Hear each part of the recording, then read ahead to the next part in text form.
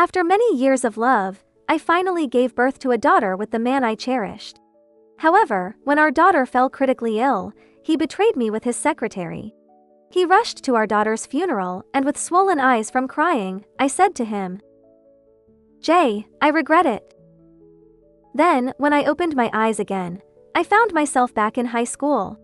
Standing before the young and passionate Jay, he looked at me with reddened eyes and asked, "Vivian, are you avoiding me?" Chapter 1. We couldn't save her. Please accept our condolences. The doctor's words sliced through me like a sharp blade, and the pain radiated from my chest. I leaned against the wall, slowly approaching the small body covered with a white sheet. Before her surgery, she had gently touched my face, reassuring me. "Mom, don't be sad. Lily doesn't hurt at all. Lily is very strong." I knelt by her bed, holding her cold hand, but no sound escaped my lips. Memories of my daughter's vibrant life flooded my mind. Such a lively, precious soul had just disappeared. I bore the unbearable pain as I brought my daughter's ashes home. During that time, I called Jay countless times, but each call ended in silence. What began as worry turned to anxiety, and eventually, I felt numbed by the sight of his photo in bed with another woman. Jay had cheated. While our daughter lay in agony on the operating table, he was in a hotel room with his young secretary. In a single night, I lost the two people I loved most in the world. At my daughter Lily's funeral, relatives and friends wept in sorrow. Everyone knew how obedient and sweet Lily was. Even when she was in pain at the hospital, she never wanted to burden me. Her only wish was to see her mom and dad before the surgery. In desperation, I called Jay, who was avoiding me. He impatiently hung up and eventually turned off his phone. My daughter didn't want me to suffer. She had comforted me with her gentle touch. "It's okay, Mom. With you here, Lily isn't afraid of anything." At the funeral, I held a photograph of Lily, my heart numb with grief. Suddenly, Jay appeared, frowning as he navigated through the crowd. His gaze fell on my tear-stained face. "Vivian, have you had enough?" He didn't ask why my eyes were swollen, he simply questioned if I was done. I clutched Lily's photo tighter, looking up at the man I had loved for so many years. "Jay, I regret everything." My eyes were so swollen I could barely see his face. He seemed momentarily flustered, but his response was cold. "Huh, are you using this again? Trying to pressure me with divorce, right?" I thought my heart had turned to stone, but his words pierced me anew, causing my fingers to tremble and drop the photo. The black and white picture fell between us. He bent down to pick it up. "Vivian, are you using Lily to manipulate me? Do you even deserve to be a mother?" His tone dripped with anger and disgust. I stood up, trying to snatch the photo from him, but he pushed me away. I fell backward, hitting my head on the corner of a table. In the final moment before losing consciousness, I thought I saw him reaching out to me. This time, I chose to turn away. Chapter 2. When I opened my eyes again, I found myself back in high school, at the beginning of my relationship with Jay. My desk mate, Lisa, nudged me and pointed toward the door. "Look, Jay is here to bring you brown sugar water." Following her gaze, I saw a young Jay in his school uniform, holding something. At that moment, his heart was entirely mine. I turned my head, suppressing the ache in my heart, unwilling to engage with him. But young Jay was oblivious. He thought I was unwell because of my period. He stuffed a black plastic bag into my desk and handed me a thermos cup, unscrewing the lid. "Brown sugar water. It's good for you during your period." His expectant gaze made me feel irritated. I shoved his hand away. The brown sugar water spilled everywhere, soaking his pants. Gasps erupted around us as my classmates stared. Jay quickly grabbed tissues to clean my desk, then turned to wipe his pants. Lisa cautiously tugged at my sleeve. "Vivian, what's wrong? Did Jay upset you?" Jay looked at me, concerned. "Vivian, did I do something to make you unhappy? It's my fault for bothering you during your period. I deserve to be punished."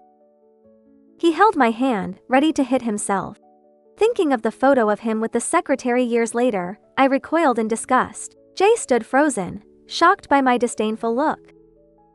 "Don't touch me, you're filthy." The classroom fell silent, all eyes on us. Jay eventually left a piece of white rabbit candy on my desk before walking away. Lisa looked incredulous, pulling at my arm. "Vivian, what's going on? Did you and Jay fight?" My heart was filled with nothing but contempt and disgust. I carelessly swept the candy to the floor. "Don't mention him in front of me again." Lisa opened her mouth but ultimately said nothing. As class continued, I noticed the black plastic bag Jay had left in my desk. It contained my usual sanitary products, thoughtfully including both day and night use. But all I felt was revulsion. After class, I tossed the black plastic bag and the thermos into the trash. I caught a glimpse of a figure stiffening at the corner, but when I looked again, there was no one there. Chapter 3. Finally, the school day ended, and most classmates had already left. Exhausted from my period, I lay my head on my desk, trying to ease the pain. Someone stopped at my desk, and I looked up to see a bewildered Jay. His face resembled the one that scolded me at the funeral, making me frown in disgust. "Go away!" Jay's fingertips trembled, standing rooted in place. When I looked up again to drive him away, I saw his eyes were red. The word "go" caught in my throat. Ignoring my protests, Jay crouched in front of me.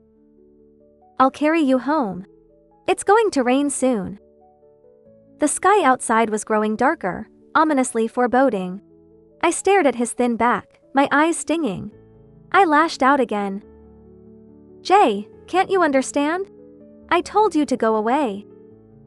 I noticed his fists clench until they turned white, veins bulging in his arms. "Why?" His voice trembled. "Because I think you're filthy. I hate you. You disgust me." After hearing my words, Jay slowly stood, swaying slightly, his eyes filled with sorrow. Perhaps young Jay couldn't comprehend why the girl he loved suddenly hurled such hurtful words at him. Boom! A thunderclap rumbled, and torrential rain poured down. After Jay walked away, I slowly regained my senses. Before leaving, he said softly, "I'm sorry." I felt momentarily disoriented. In my previous life, I never had the heart to say such things to Jay. Thinking back, I scoffed. In my previous life, I never imagined Jay would cheat. The flashing lightning and heavy rain obstructed my path home. The sky had completely darkened. I recalled the moments with my daughter. On similar rainy days, she would snuggle in my arms, sweetly calling me Mom. Those beautiful memories felt so distant, as if from another era, leaving me only to reminisce. Just then, a tissue appeared before me, and I realized I had been crying without realizing it. Jay held the tissue, his eyes tinged with sadness. Looking at his familiar yet youthful face, the pain of losing my daughter surged again. I steadied my voice.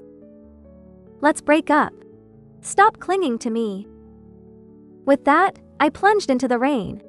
The downpour was heavy and cold, yet I felt nothing, walking through it like a lifeless body. Suddenly, I spotted a small figure ahead in the rain. She stood there, gazing at me, as if saying, "Mom, Lily is here." The rain blurred my vision, but I ran forward desperately, muttering, "Lily! Lily, Mom is coming.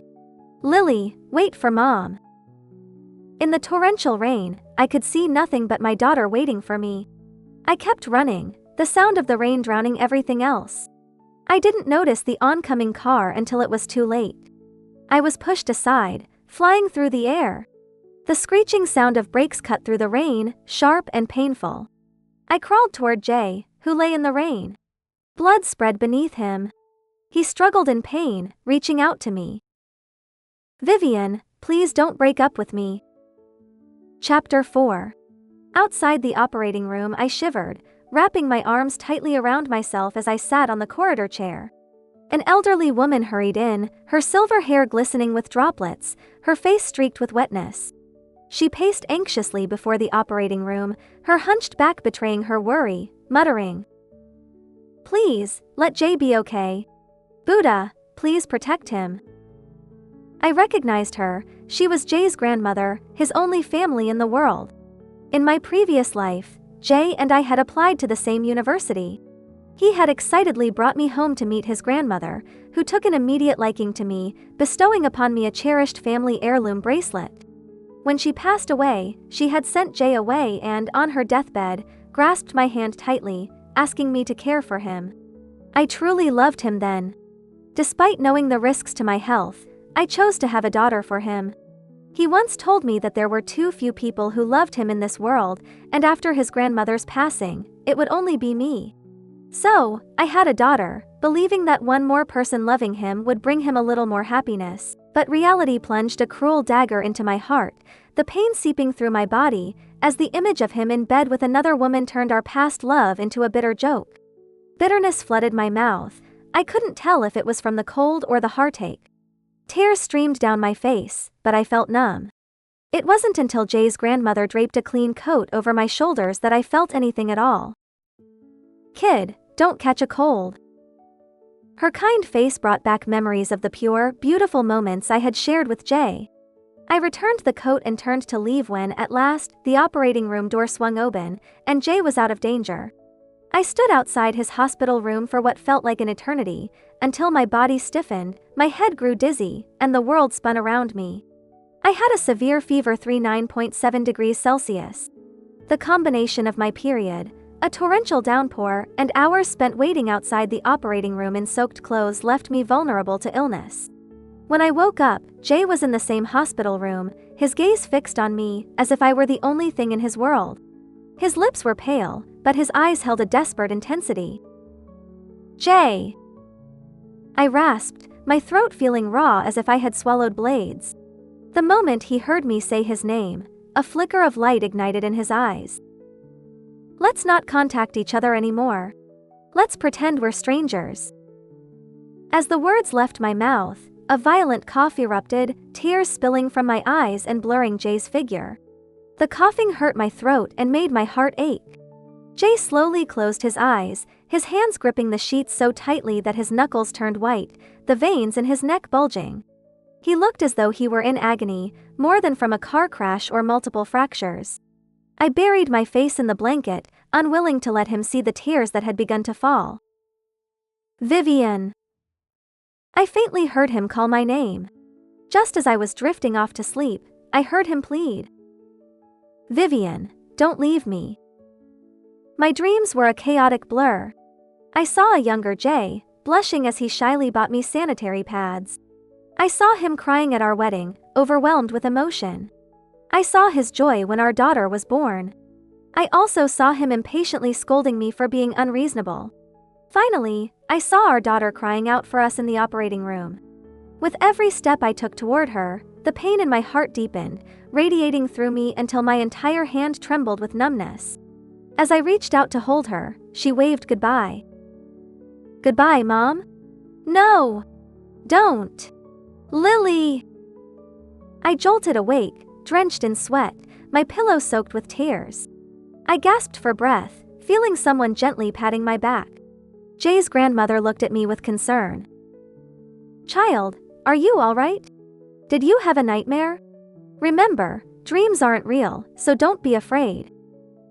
I instinctively protested. "No, it's not a dream." She paused before handing me a bowl of soup. "You've been asleep for a while, you must be hungry. Try the soup I made. My grandson loves it." Jay sat quietly, his eyes boring into me with an intensity that felt almost scorching. I wanted to refuse, but the aroma of the soup was too enticing, and my stomach growled in response.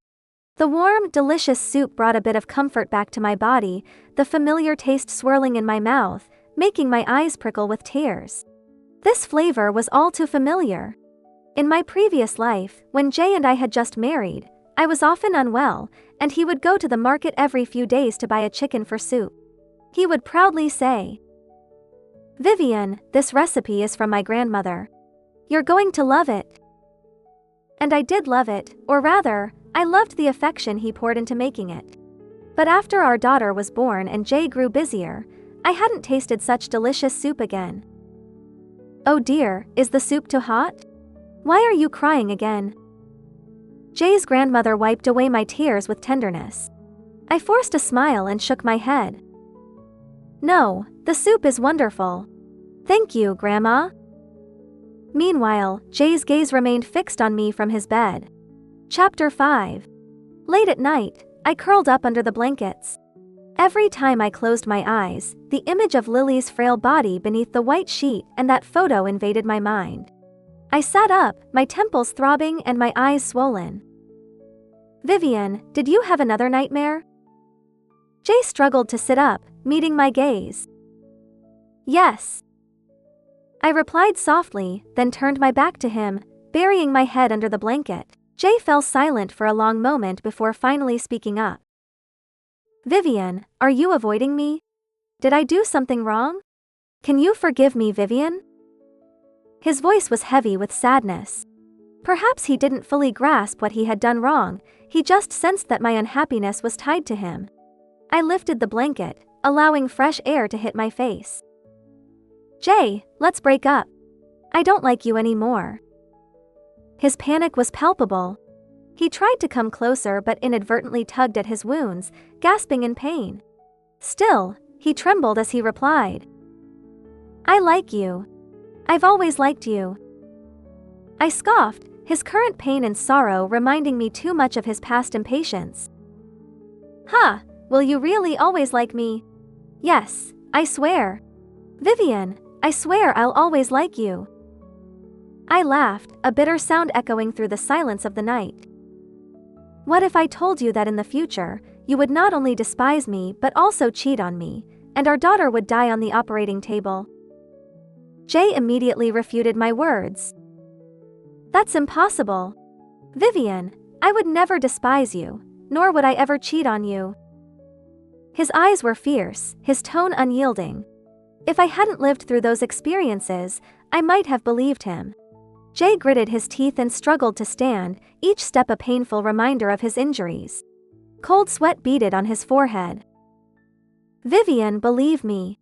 I would never betray you.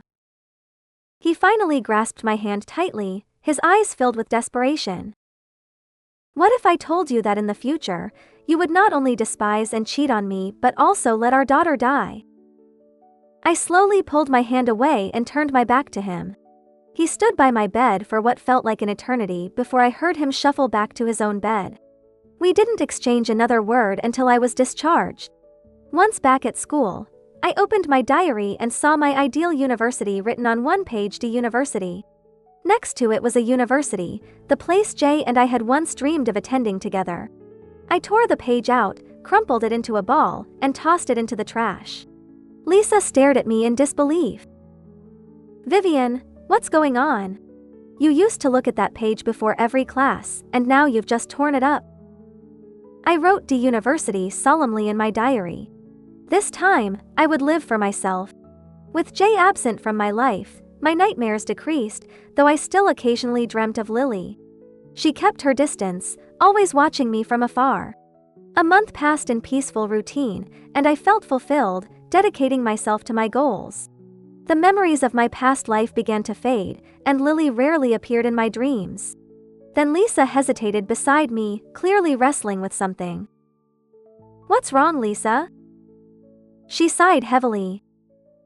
Vivian, Jay hasn't been to class for 3 days.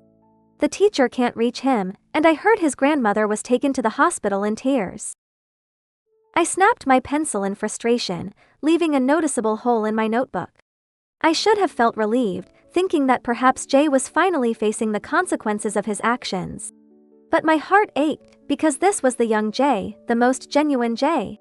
After school, I passed a park and a white cat rubbed against my leg. Jay and I used to bring bread and milk to it every day after school. It was proud, only letting me pet it. Every time Jay tried, it would hiss, then turn back to me, purring. Jay once confidently said, "It's definitely a boy cat, definitely." I laughed at his seriousness. Bringing my thoughts back, I searched my bag but found no food. I apologized, petting its head. Sorry, I didn't bring anything today. A small piece of bread was handed to me. I looked up to see a tired, disheveled Jay. My heart tightened. Where were you? Jay's eyes were dark, bloodshot. Vivian, here. A wooden box. Was this why he disappeared for 3 days? Jay took my hand, putting a wooden bracelet on my wrist. With this on, you won't have nightmares anymore. For some reason, the wooden bracelet felt incredibly heavy on my wrist. Jay held my hand, his eyes pleading. Vivian, please stop having nightmares and leaving me, okay? 17-year-old Jay's heart and soul were entirely mine. He was begging me not to reject the young him because of the future him. Bitterness filled my mouth. It wasn't a dream, Jay. It wasn't a dream. The image of Lily in agony but trying to be strong on the operating table kept replaying in my mind. Jay's impatience and disdain felt as fresh as yesterday. I forced a bitter smile, pulling my hand back. Don't come looking for me anymore. It's impossible between us. I took off the wooden bracelet and placed it back in his hand. Jay grabbed my arm as I tried to leave, his eyes misty. Vivian, we promised to go to a university together. Does that still count? I shook my head. The light in Jay's eyes finally went out. Chapter 6. Mr. J, your wife's health indicators are all normal. She should wake up soon, but it seems she doesn't want to. Jay responded with a weary. Okay. He sat by Vivian's hospital bed, covering his face with his hands. How could he have known that one push in anger would lead Vivian to hit her head and become comatose, stuck in this half-alive state? He couldn't have foreseen that their sweet and obedient daughter, Lily, would leave them forever. Jay recalled the days when Vivian had frantically called him. He had impatiently hung up, thinking if only he had answered, maybe he could have seen his daughter one last time. The thought made him want to punish himself. Vivian lay quietly with her eyes closed, as if just sleeping, ready to wake up and sweetly call his name. Then, his secretary called. Jay, you haven't come to see me in ages. Jay frowned, his voice cold. Didn't I tell you not to disturb my family again? The secretary giggled. Jay, what's left of your family? One dead, one half dead. Why not come to me instead? Jay's face darkened. Do you want to die? The secretary laughed. Jay, you weren't saying that in bed. You said my waist was soft, you couldn't get enough, that I was 1,000 times better than that old hag at home. Oh, and you called your daughter a financial burden. Jay clamped his hand over the phone, glancing at the comatose Vivian, afraid she might hear. He retreated to the stairwell, unable to contain his rage. If you show up in my life again, I promise you'll regret it. The secretary remained unfazed. Jay, you're still so impulsive. With Vivian not waking up, who will comfort you? Remember your wedding anniversary? You couldn't stand her nagging and came to me in the middle of the night. Jay's fists clenched, veins bulging on his forehead. Shut up. It was as if his dirty deeds were laid bare, making him feel both humiliated and furious. All right, I'll shut up. But I'm pregnant, Jay. You're going to have a son. I've had it checked. It's definitely a boy, not like your financial burden. It was like a blow to Jay. Another piece of evidence of his betrayal. He felt certain that Vivian would never forgive him. His heart felt like it was being torn apart, pain spreading through his body. It was as if a string was cutting through his nerves, slicing him apart. Jay crouched in the stairwell, the phone dropping to the floor as the secretary's words continued. He only felt a pounding headache, punching the wall repeatedly. Blood splattered on the white wall as Jay finally leaned his head against it, sobbing uncontrollably. That night, he surprisingly had a good sleep. He dreamed of his high school self, full of love for Vivian, wanting to do everything for her. Young Vivian, with her bright eyes and smile, laughing with him as they walked home together in the sunset. Everything was so beautiful. But then young Jay turned cold, walking towards his 30-year-old self. Young Jay punched him in the face. Towering over him, young Jay's eyes were filled with disdain. "How could you betray her, you bastard?" Punch after punch landed on him, but his body didn't hurt, his heart did, making it hard to breathe. "You don't deserve her, you bastard. You don't deserve to marry her. You've lost her forever." Young Jay screamed, collapsing to the ground, covering his face and sobbing. Young Vivian looked back at them, then walked away without a second glance. He reached out, trying to stop her. "Vivian, no, don't leave me." Young Jay got up, blocking his view. "Let her go. Don't bother her anymore." 30-year-old Jay's throat tightened, and he finally sat on the street, crying uncontrollably. Waking up, Jay found his eyes swollen from crying, his pillow wet with tears. He slapped his face, relieved it was just a dream. He grabbed clothes from the closet, thinking only of getting to Vivian, to tell her he loved her most. Leaving, he was so nervous he fumbled with the elevator buttons. Nervous like his first date with Vivian, stepping on his own feet. He took deep breaths, trying to calm down. At a red light, he adjusted his hair, like a shy boy meeting his crush. But the hospital called. Vivian had just passed away. Jay hung up, stunned, fear replacing his anxiety. He pulled his hair, repeatedly asking himself, "Is Vivian dead? Did Vivian leave him? Will Vivian never forgive him?" Cars honked behind him, the noise piercing. A driver knocked on his window impatiently. Jay opened the door, collapsing to the ground, sobbing. At 30, he cried on the busy street. Chapter 7. Extra, Young Jay. Before the college entrance exams, Jay had a dream. He dreamed that he married Vivian, the girl he loved, and they had a sweet, obedient daughter. But before he could celebrate, he saw his 30-year-old self, not only despising Vivian but cheating with his secretary, ignoring their sick daughter, and even insulting Vivian as unworthy of being a mother. Waking up, Jay felt panicked. He finally understood why Vivian's attitude had changed, why she found him disgusting. He had done so many terrible things to her. For the first time, he loathed and hated his future self. On exam day, he saw Vivian happily leave the exam hall, jumping into her family's arms. She smiled brightly, finally achieving her dream, ready to live her desired life. Because of the dream, Jay's exam results were terrible, making his grandmother worry and fall ill. At the hospital, he ran into Vivian. He anxiously asked, "Are you sick?" He expected her to tell him to go away or ignore him. But she just smiled faintly. "Nothing serious, just checking my teeth." Her calm, distant smile made Jay feel worse. It meant she no longer had a place for him in her heart. As she turned to leave, Jay called out, "Vivian." "Yes? I'm sorry." He had hesitated for so long, finally apologizing for his future self. Vivian paused, then smiled lightly and walked away. Ahead was her new life.